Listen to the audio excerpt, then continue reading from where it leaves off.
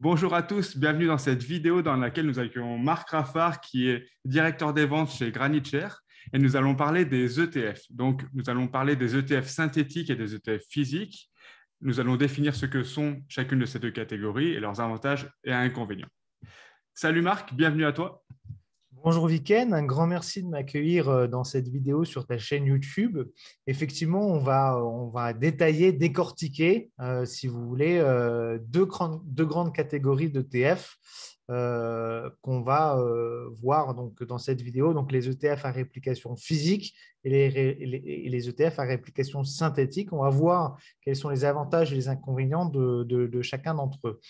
Alors, on va rentrer dans le vif du sujet. Donc, un ETF à réplication physique, en fait, ça signifie que l'émetteur de l'ETF, le gérant de l'ETF, va aller acheter les actions qui composent l'ETF. Un ETF, c'est un fonds, Exchange Traded Fund, donc c'est comme un fonds d'investissement, mais listé en bourse.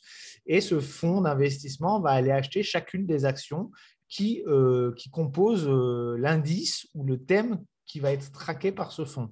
Donc, pour prendre un exemple très simple, si on est sur un ETF CAC 40, le gérant de l'ETF va aller acheter chacune des actions qui composent le CAC 40. De la même façon pour le Nasdaq, pour le DAX, pour le FTSE, pour le S&P 500 ou pour les ETF thématiques. Donc, si on a un ETF qui traque, par exemple, le secteur des biotechnologies, il va aller acheter toutes les actions qui composent le secteur des biotechnologies. Ça peut être 10, 20, 30, 50 actions. Donc ça, c'est en fait, finalement, c'est j'ai envie de dire, c'est le modèle le plus logique et celui qui n'est pas nécessairement le plus répandu, mais qui est le plus facile à comprendre, puisqu'on a un fonds qui promet d'investir dans un indice ou dans un secteur d'activité qui va acheter les actions directement. À côté de ça, on a les ETF qu'on va identifier comme réplication physique. Alors, je précise la réplication synthétique. La réplication synthétique, elle peut être totale ou partielle.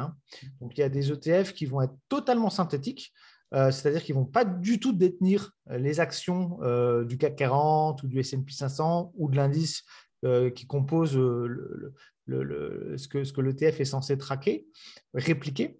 Ou alors, ils vont en détenir seulement une partie. Et je vous expliquerai justement pourquoi il y a cette réplication parfois partielle. Alors, comment ça fonctionne un ETF synthétique? En fait, je vais rentrer un petit peu plus dans les détails plus tard dans la vidéo, mais si on peut résumer la chose, en fait, ce sont des produits financiers interbancaires qui vont permettre de répliquer la performance du CAC 40 ou de l'indice qui est traqué. On y reviendra, c'est ce qu'on appelle les swaps de performance. Je vais vous expliquer un tout petit peu plus en détail comment ça fonctionne tout à l'heure. D'ailleurs, je précise, c'est vrai que je n'ai pas précisé quand je t'ai présenté, que Marc travaille pour GraniteShare, c'est une société qui crée ce genre de produit. Donc, j'aurais dû peut-être le dire au début. Donc là, on a vraiment un professionnel qui est vraiment dans le milieu. C'est pour ça que c'est très intéressant d'avoir tes informations puisque tu es dans le milieu des émetteurs d'ETF. Et effectivement, je travaille pour GraniteShare, qui est un émetteur d'ETF et d'ETP. Et ce qui est intéressant, c'est que GraniteShare, on a les deux types de produits. Donc, je peux vraiment vous expliquer comment les deux fonctionnent. En Europe, on a des produits, comme j'avais déjà présenté dans une vidéo, GAFAM, FANG, etc., avec ou sans levier, long ou short. Et ça, typiquement, c'est des produits à réplication synthétique. Je vous expliquerai exactement comment ça fonctionne après. Et aux États-Unis, on a GraniteShare qui a émis des ETP sur l'or, des ETF sur l'or, sur les matières premières, sur le platinium, etc. Et là, ce sont des ETF à réplication physique. Donc, en fait, les ETF aux États-Unis ne sont pas disponibles pour les clients européens, mais au niveau mondial, l'activité de GraniteShare comprend les deux aspects de fonctionnement des ETF. Alors, est-ce que tu as déjà des questions peut-être ou est-ce que je peux… Après, je vais juste expliquer les avantages et les inconvénients des autres et un petit peu plus d'explications, mais est-ce que tu as déjà peut-être des questions par rapport à ces deux types d'ETF? Non, c'est bon. Voilà, là tu as bien expliqué la différence entre un ETF physique et un ETF synthétique. Alors, je pense que les gens ont compris. Par contre, si vous avez des questions, bien sûr, n'hésitez pas à les poser en commentaire sous la vidéo. Marc et moi, nous répondrons bien sûr, vous répondrons bien sûr avec grand plaisir. Non, c'est bon. Moi, ça me semblait assez clair. Avec plaisir. Alors, effectivement, parmi les avantages, alors on va reprendre la première catégorie d'ETF sur la réplication physique. Donc, l'avantage, c'est quoi?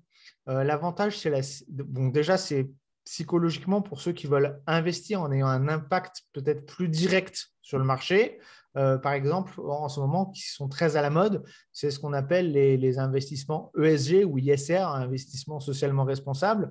Donc, c'est des gens généralement qui investissent dans ce type de solutions d'investissement qui ont un fort engagement et qui veulent avoir un impact finalement sur l'économie dans laquelle nous vivons.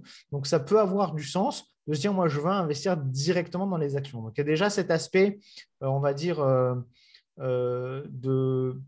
pas psychologique, mais de conviction, de se dire, je veux acheter, je veux investir.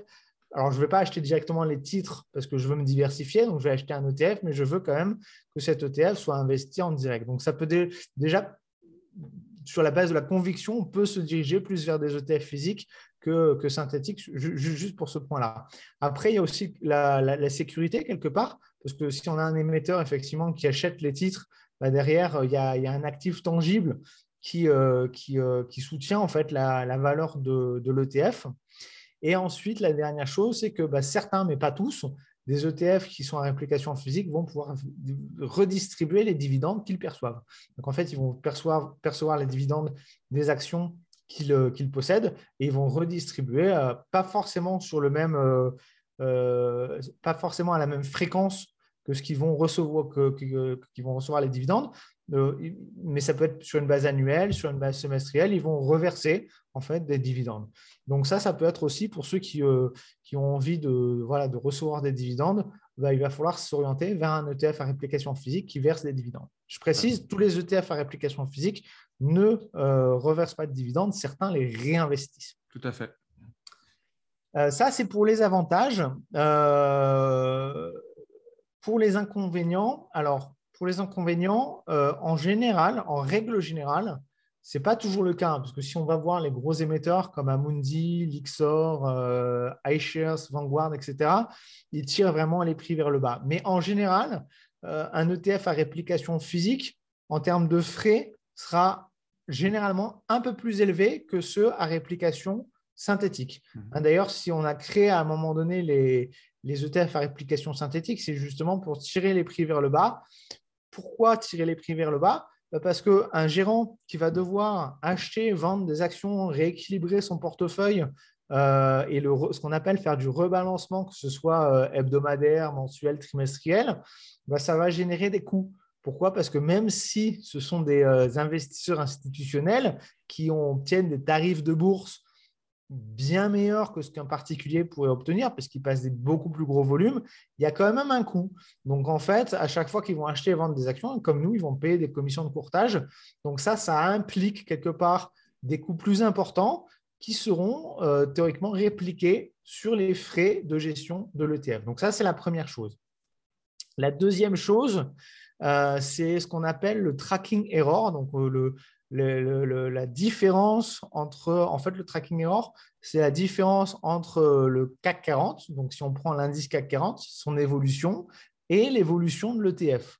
Si on est sur une réplication physique, le gérant, pour optimiser les coûts, justement, il va décider parfois de regrouper ces ajustements de façon trimestrielle et pas le faire trop souvent, ce qui implique du coup d'avoir une petite différence entre l'évolution du CAC 40 et la performance du CAC 40 et la performance de l'ETF. Ce n'est pas des grosses différences. Bien sûr, le gérant, son rôle, c'est aussi de coller le plus possible à l'indice, mais il peut y avoir des petits écarts qui sont dus d'une part au coût, mais aussi au rebalancement qui sont parfois pas parfaits.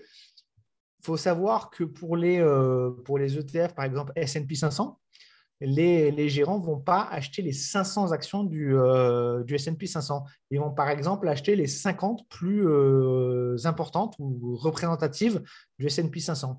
Pourquoi? Parce qu'on estime que si on prend les 50 plus grosses, on a peut-être 80% de la capitalisation du S&P 500. Donc, les gérants vont estimer que c'est suffisant pour répliquer la performance du S&P 500. Mais il y a quand même une marge d'erreur de 20%. Là, si tu veux, je vais montrer rapidement. Oui, bien sûr. Peut-être que beaucoup l'ont déjà vu, mais justement, je vais montrer la répartition du S&P 500 par poids pour justement aller dans ce que tu disais, pour montrer effectivement qu'avoir toutes les actions, ce n'est pas utile pour avoir la performance Si proche on du reprend S&P juste 500. les FANG ou les GAFAM, je crois que c'est 50% du Nasdaq et 25% juste sur 5 actions et 25% du S&P 500. Voilà. Donc Là, tu vois mon écran, je pense, Marc. ouais, je vois ton écran. Donc là, vous voyez, vous avez, donc c'est sur sleepcharts.com, c'est pas mal. Vous avez la composition du S&P 500 et surtout, elles sont classées par poids. Donc, si, comme il y a 500 actions, si chaque action avait le même poids, elle devrait faire 0,2% de l'indice. Et on voit que ce n'est pas du tout le cas. On voit les premières, donc effectivement, comme tu disais, c'est les GAFAM, on a aussi Tesla, là on a Facebook, Nvidia, et on voit qu'elles font beaucoup plus que 0,2%. Par contre, si on va donc dans les dernières, en toute logique, elles font beaucoup moins que 0,2%. Donc effectivement, si on enlève toutes les dernières, ça n'a pas d'impact. Et donc, ils ont raison, oui, ça ne sert à rien de faire des transactions, d'engager des frais. Et d'ailleurs, juste pour ça, vous dites peut-être pourquoi il y a 506 lignes, parce qu'il y a certaines actions qui apparaissent deux fois. Par exemple, on a celle-ci qui apparaît deux fois. On a aussi Alphabet vers le début. Voilà, les deux premières lignes, là, 5 et 6, c'est Google, parce qu'il y a une classe d'actions qui donne un droit de vote et l'autre qui ne donne pas de droit de vote. C'est pour ça qu'il y a un peu plus que 506 lignes. Mais voilà. Donc, effectivement, avoir que les 50 premières, c'est judicieux pour optimiser les frais, tout en étant très proche de la performance de l'indice lui-même. Exactement, exactement. Ça permet de réduire les frais. Par contre, voilà, c'est pas, ça va créer un petit écart de différence entre ce que vous pourrez voir sur le S&P 500 et sur l'ETF. Globalement, après, c'est pas des gros écarts. Et puis, comme les gérants d'ETF savent que ceux qui achètent des ETF, c'est plus pour du long terme, pour 3, 4, 5, 10 ans. Sur la période, plus la période sera longue, moins ça sera problématique, puisque de toute façon, cet écart-là sera absorbé avec le temps. Alors, autre chose, je parlais comme avantage de la sécurité. Effectivement, cette sécurité d'avoir les actifs tangibles, ça permet de réduire ce qu'on appelle le risque de crédit sur un ETF, voire l'annuler totalement. Il faut quand même regarder dans les petites lignes sur chaque ETF. Donc là, ça demande un petit peu de travail, puisqu'il faut aller regarder dans ce qu'on appelle le prospectus. Donc, c'est le document légal qui décrit le fonctionnement de l'ETF. Certains émetteurs, pour être encore plus compétitifs sur les frais de gestion, parce que il y a vraiment une bataille, une guerre, si on veut, entre les différents émetteurs pour avoir les frais de gestion les plus bas possibles. Il y a certains émetteurs qui vont prêter les titres, un peu comme ce que fait Robinhood, ce que fait aussi DeGiro, je crois, je ne suis pas sûr. Mais il y a certains courtiers qui vont prêter les titres que vous possédez dans votre portefeuille en échange d'une rémunération, ce qui va leur permettre d'avoir des revenus et de pouvoir baisser les commissions de courtage. Mais en fait, sur les ETF à réplication physique, il y a le même procédé. Ils vont prêter les titres en fait, qui composent l'ETF pour en recevoir une rémunération. Alors, je ne vais pas expliquer en détail le mécanisme, mais en gros, le prêt de titre, ça permet la vente à découvert, ça permet d'utiliser l'effet de levier. Mais en gros, ils vont prêter les titres, ils vont recevoir une rémunération en échange, ça va leur permettre d'avoir un revenu annexe qui leur permet donc du coup de baisser les frais de gestion. Donc, dans ce cas-là, il faut quand même se renseigner. Dans ce cas-là, on a moins cette sécurité de l'actif tangible parce qu'on a un risque de crédit dans le procédé de prêt de titre. Donc, il faut juste, si on choisit un ETF à réplication physique simplement pour la sécurité, ce qui peut être une très bonne raison de s'orienter vers ce type d'ETF, il va falloir s'assurer, faire une petite vérification, de s'assurer qu'il n'y a pas de prêt de titre derrière parce que sinon, on perd un peu le bénéfice de cette réplication physique. Exactement. Par exemple, chez Interactive Brokers, quand on est client Interactive Brokers, même un particulier, s'il possède des actions en comptant, qu'il les a vraiment achetées, il peut les prêter et il touche des loyers. Et les loyers sont différents en fonction de chaque action. Et effectivement, comme tu dis, ça sert entre autres à ceux qui font de la vente à découvert. Et les loyers qui seront les plus élevés pour vous en tant que propriétaire de l'action, sont sur les actions sur lesquelles il y a le plus de ventes avec découvert. Donc, ces actions qui sont susceptibles de baisser beaucoup et donc il y a un risque. Donc, effectivement, de toute façon, c'est toujours le rendement va avec risque en général. C'est Donc là, pareil. ça se vérifie encore une fois. C'est pareil, mais si vous êtes, par exemple, sur du long terme, si vous vous fichez finalement que sur l'année, l'action baisse et que vous êtes sur 10 ans, ça peut être intéressant de faire du prêt d'action. Je ne sais pas exactement quels sont les taux, mais je pense que ça peut être vraiment un revenu Ouais. supplémentaire intéressant pour ceux qui font vraiment du très long terme.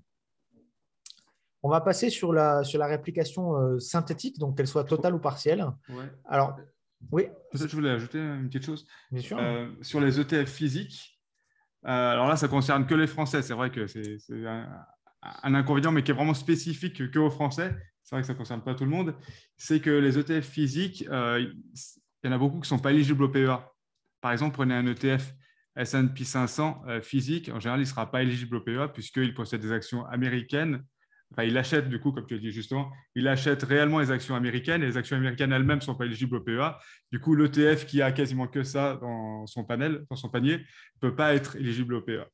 Donc, et du coup, c'est un avantage, je pense que c'est ce que tu allais dire après dans les ETF synthétiques. Exactement, c'est exactement ce que j'allais dire et c'est pour ça que tout à l'heure, je vous expliquais qu'il y en a certains qui font une réplication synthétique totale et d'autres qui font une réplication synthétique partielle. En fait, la règle pour le PEA, c'est d'investir dans des entreprises européennes qui ont leur siège social en Europe et qui payent des impôts en Europe. Donc, effectivement, un ETF Nasdaq ou S&P 500, théoriquement, il ne peut pas être éligible au PEA. Les émetteurs d'ETF sont quand même astucieux parce qu'effectivement, ils ont envie de pouvoir profiter de cette enveloppe fiscale qui est le PEA, qui est très intéressante pour les investisseurs français.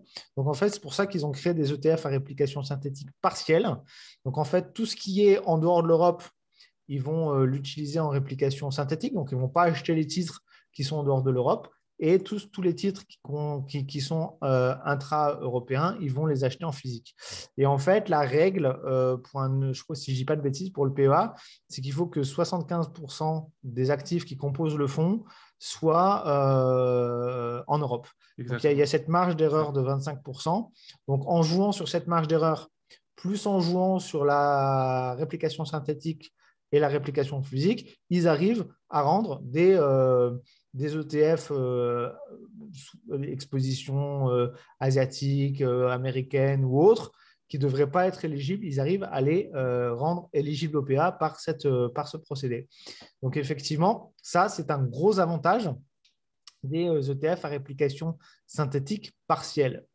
D'ailleurs, si vous regardez, par exemple, la composition d'un ETF comme l'ETF S&P 500 Amundi PEA, donc c'est l'ETF S&P 500, il s'appelle bien comme ça, et ben vous allez voir dans la composition, si vous regardez exactement ce qu'il y a, j'avais regardé, il y avait du AXA, du Total, du Saint-Gobain, qui sont des actions françaises, mais ils les mettent là justement pour excéder le fameux pourcentage qui leur permet d'être éligibles au PEA. Et après, la grosse partie, je pense que c'est ce que tu vas expliquer maintenant. Exactement. Et après, donc alors, au niveau de la réplication synthétique, alors la réplication synthétique totale, elle permet plusieurs choses. Pour tout ce qui est ETP à levier ou ETP short, elle permet d'avoir des ETF ou ETP long à levier, short sans levier, etc. Permet d'avoir des expositions un petit peu plus précises. Alors, les avantages, on l'a compris, c'est le coût, parce qu'il n'y a pas besoin d'acheter, de vendre les transactions, les actions qu'ils composent. Le procédé, en fait, qui permet de ne pas avoir besoin d'acheter les actions qu'ils composent, en fait, c'est ce qu'on appelle un swap de performance. Je ne vais pas rentrer dans les détails parce que c'est un petit peu technique, mais vraiment brièvement pour que vous compreniez.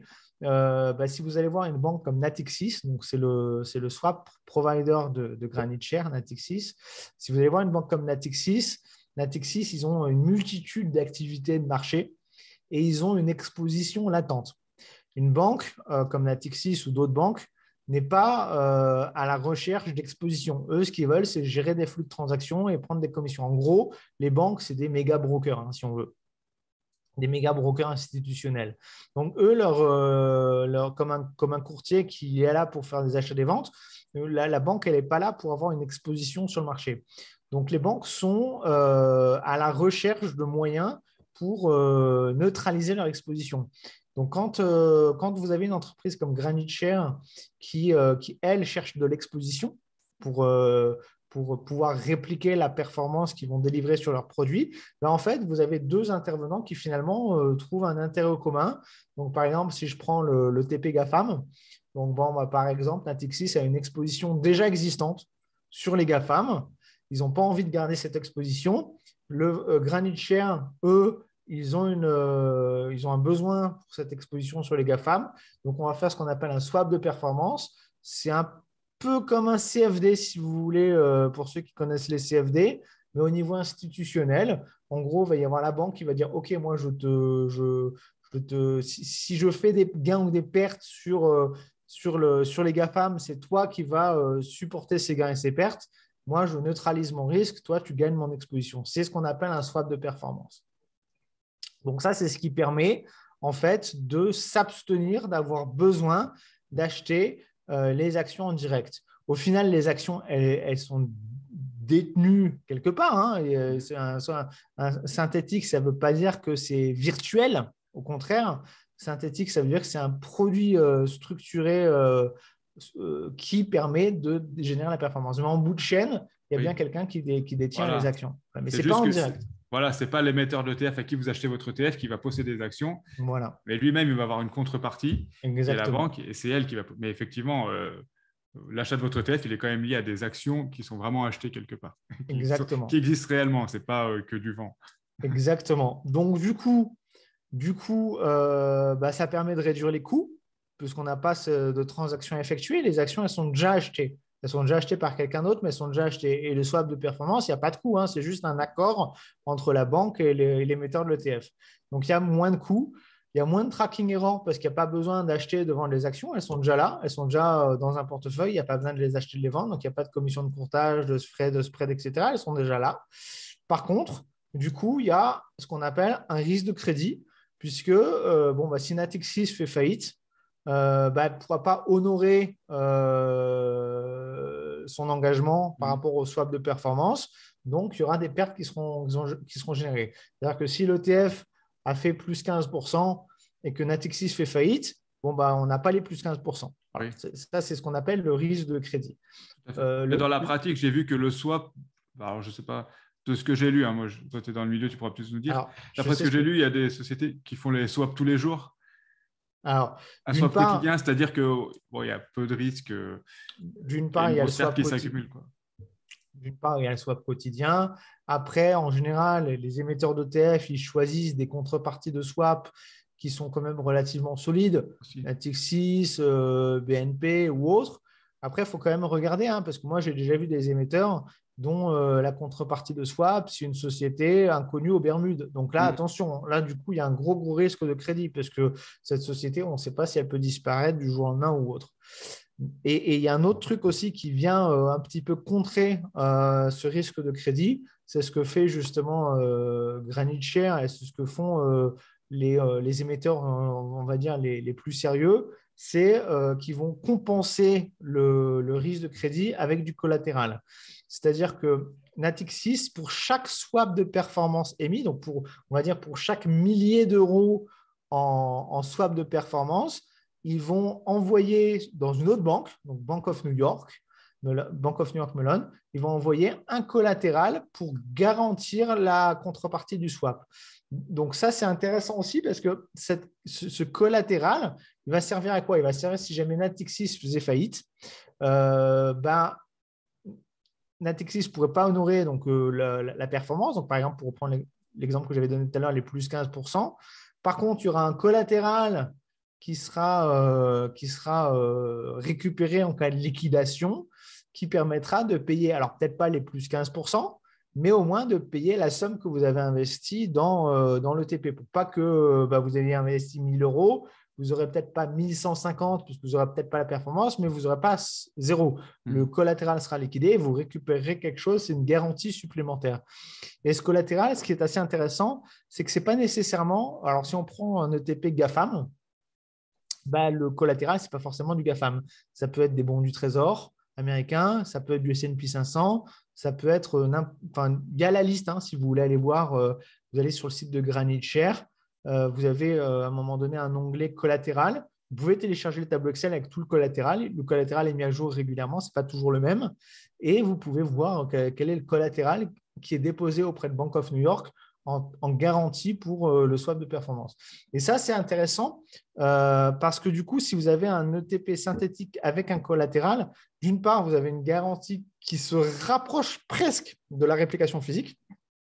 Mais en plus, si jamais l'émetteur ou la banque venait à faire faillite, on ne serait pas obligé de liquider les actifs qui composent votre ETF. C'est-à-dire que si jamais vous détenez un ETF CAC 40, je ne prends pas l'exemple de GraniteShare parce que GraniteShare n'est pas un assez gros émetteur pour avoir ce genre de problème, mais par exemple, imaginons un très très gros émetteur comme BlackRock qui gère des milliards. Si leur ETF CAC 40 venait à faire faillite, si c'est une réplication physique, ils seraient obligés de vendre toutes les actions du CAC 40. Ce qui serait une catastrophe pour le CAC 40 parce que ça pèserait des milliards, ça ferait plonger les marchés. Donc, du coup, en fait, la liquidation on serait obligé de solder ce que vous possédez. Donc, au final, on va vendre. En fait, ça va faire un effet boule de neige. C'est-à-dire que l'ETF fait faillite, on vend les actifs que vous possédez. Donc, au final, ça va peut-être faire baisser le marché de 30%, même peut-être plus, je ne sais pas. Enfin, ça dépend de la taille de l'ETF. Et au final, vous récupériez à la fin ce qui reste, mais avec la baisse provoquée par la vente. Alors que si vous êtes sur un ETF synthétique, on va vendre du bon du trésor, ça ne va pas impacter le CAC 40 concrètement. Donc ça, c'est un avantage. Par contre, les inconvénients, c'est que ça ne distribue pas de dividendes. Ça, on n'a pas de distribution de dividendes possible. Les dividendes, en général, ce qui se passe, c'est que comme l'émetteur de swap de performance possède quand même les actifs, il reçoit quand même les dividendes. Donc, dans l'agrément de swap, on intègre dans la performance le versement de dividendes. Donc, ils ne sont pas réinvestis. Donc, ce n'est pas vraiment l'émetteur qui perçoit des dividendes et qui les réinvestit. C'est juste la banque qui fait swap de performance, qui, elle, reçoit les dividendes et qui les intègre dans la performance qu'elle délivre. Donc, on dit que c'est réinvesti, mais en fait, ce n'est pas réinvesti, c'est intégré dans le swap de performance. Si vous voulez. Techniquement, ça ne se fait pas de la même façon. Mais voilà, dans la pratique, ça revient au même. Ça revient même. Voilà. Et moi, je suis pour les ETF d'ailleurs capitalisants plus que distribuants. Parce qu'après, peut-être, ça dépend de mon âge. Moi, je suis d'accord avec toi. Jeune encore. Moi, c'est ce que je fais aussi. Moi, et chez mon courtier, j'ai quelques ETF quand même qui se versent des dividendes. Et mon courtier m'offre la possibilité d'automatiquement réinvestir de toute façon dans l'ETF les dividendes que je perçois. Donc, c'est vrai que quand on veut investir sur 10, 15, 20 ans, c'est mon cas, je pense que c'est ton cas aussi, effectivement, il vaut mieux réinvestir ces dividendes. Voilà. Ça permet d'avoir cet effet accumulatif. D'ailleurs, moi, j'achète beaucoup des actions en direct, même pas des ETF. Et les actions en direct, les dividendes ne sont pas un critère de choix pour moi. Moi, je considère que une société qui te verse des dividendes, c'est qu'elle a du cash, elle ne sait plus trop comment faire. Et moi, je préfère une société qui ne verse pas beaucoup de dividendes parce que je me dis que l'argent, je préfère qu'il reste dans la société parce qu'elle saura mieux le réinvestir que si elle le verse à des actionnaires. Elle saura mieux le gérer. Après, c'est d'autres stratégies. Effectivement, je pense que… Il y a deux grandes écoles de toute façon, pour les dividendes. Je dirais que plus on est jeune et mieux il vaudrait réinvestir son capital. Et peut-être plus on prend de l'âge, ou ça dépend aussi de la situation personnelle de chacun. Certains veulent… Bien sûr. En règle générale, évidemment, ça dépend de la situation de chacun et on ne peut pas faire des généralités, mais si on devait faire quand même une généralité, si vous avez du temps devant vous, c'est-à-dire 10, 15, 20 ou plus, vous pouvez vous permettre en général de prendre plus de risques. On peut se permettre de prendre plus de risques quand on a plus de temps. Parce que, par contre, si vous êtes sur de l'investissement, vous vous dites, dans 5 ans, il faut que j'achète ma maison, il faudra prendre beaucoup moins de risques et partir, même peut-être pas sur des actions, mais peut-être plus sur de l'obligataire. Il faut réduire les risques en fonction de l'horizon de temps. Voilà. Tout à fait, exactement. Voilà pour les explications entre collatéraux, donc les inconvénients, pas de pas de dividendes distribués, mais des dividendes réinvestis et du coup un risque de crédit qui peut être compensé avec le collatéral, mais encore faut-il prendre le temps de vérifier comment fonctionne le produit. Donc moi, ce que je vous conseille de toute façon, c'est au minimum d'aller vérifier à chaque fois le DC, donc c'est le document clé de l'investisseur, qui va vous expliquer la méthodologie de l'ETF, savoir s'il y a réplication physique, s'il y a réplication synthétique, l'horizon de temps sur lequel il faut investir dans cet ETF, l'horizon de temps recommandé, le risque, les frais. Enfin, normalement, sur le DC, vous avez à peu près tout. Vous n'avez pas tout, parce qu'il y a par exemple, le prêt de titre, ça, vous ne le retrouverez pas dans le DC malheureusement. Peut-être que l'AMF ou que les régulateurs vont changer ça, parce que les prêts de titre, c'est quand même quelque chose d'assez récent, hein, pas quelque chose qui existe depuis des années. C'est une pratique qui est plutôt récente, donc ce n'est pas encore intégré dans le DC. Ça serait bien, moi j'aimerais bien qu'il y ait une ligne, qu'on sache quand on investit sur un produit financier, est-ce que les prêts de titres sont faits ou pas. Là, il faut aller dans le prospectus ou dans les conditions générales pour savoir ce genre de choses. Mais déjà, en regardant le DC, vous avez à mon avis 90% des informations dont vous avez besoin pour savoir ce dont vous avez besoin avant d'investir dans un ETF. Donc, regardez toujours le DC. Puis après, si vous avez des questions, moi, ça fait partie de mon rôle chez Granite Share de répondre aux questions des investisseurs. Donc, j'imagine que les autres émetteurs ont aussi des équipes qui sont là pour répondre à vos questions. Donc, n'hésitez pas à aller sur le site de l'émetteur. Si vous avez la moindre question, lui envoyer un email. Normalement, ils vous répondront. Il n'y a pas de raison qu'ils ne le fassent pas. Ok. Super, Marc. Merci, Voilà. merci. C'est vraiment passionnant. Moi, on fait la vidéo pour les auditeurs, mais moi, j'apprends aussi beaucoup de choses à chaque fois qu'on discute, puisqu'encore une fois, on a la chance d'avoir Marc qui est un professionnel. Hein, c'est pas, voilà, il travaille dans le milieu chez un émetteur d'ETF. Donc, vraiment, on a des informations qui viennent de la source. J'ai travaillé pendant des années pour des courtiers, hein, pendant plus de 10 ans. Et ça fait effectivement 2-3 ans que maintenant, je travaille dans ce domaine-là. J'ai encore plein de choses à apprendre, hein, mais c'est vrai que ces dernières années, j'ai pu me spécialiser et moi-même découvrir plein de choses dans ce domaine d'activité. Ah oui, on a mis sur Facebook et j'ai vu que vous êtes allé à Euronext récemment. Donc, oui, c'était vraiment dans le milieu. C'était vraiment super de pouvoir aller sonner la cloche. Je pense que c'était un rêve, pas d'enfant, parce que quand j'étais enfant, je ne connaissais pas la bourse, mais c'était un rêve. Je pense que c'était un. Mais ce qui m'a permis d'apprendre beaucoup de choses en plus, enfin, notamment c'est qu'en fait, quand je suis arrivé chez Granite Share, tout était en anglais, le site, les documents clés d'investissement, les DC, les prospectus, etc. Et j'ai dû tout traduire. Donc, forcément, j'ai dû tout lire. C'est vrai que quand on va sur le site d'Amundi ou de Lyxor, on ne va pas tout lire, c'est évident. Même moi, si c'était pour investir sur des ETP GAFAM ou autre, je n'aurais pas lu l'intégralité du site. Là, j'ai dû le faire. Et du site et des documents légaux. Ouais. Donc, finalement, j'ai appris beaucoup de choses par cet exercice-là qui a pris quelques mois. Et finalement, c'est ça qui m'a permis vraiment de… Voilà, parce que concrètement, vous regardez le prospectus, c'est des documents parfois de 300-400 pages. Personne ne lit le prospectus en entier. Ouais. Moi, je l'ai fait. Donc, j'ai appris beaucoup de choses de cette façon. OK.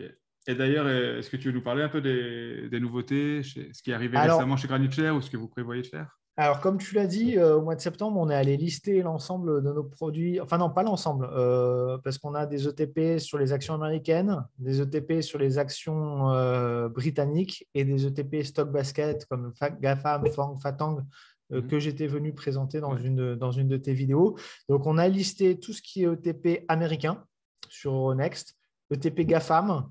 Et on a créé, pour notre arrivée à Paris, sur Euronext Paris, on a créé aussi des ETP sur les actions françaises, donc BNP, AXA, Airbus, LVMH, Le Réal, etc. Vous verrez la liste. Et voilà, on en a fait, je crois, une dizaine sur les actions françaises. Donc ça, c'est ce qu'on a fait effectivement au mois de septembre. C'est pour ça que je l'ai sonné la cloche et tout, etc. Là, ce mois-ci, on a listé, alors ça intéressera peut-être un petit peu moins les investisseurs français, mais on a listé également tous les produits sur Borsa Italia, donc la bourse italienne.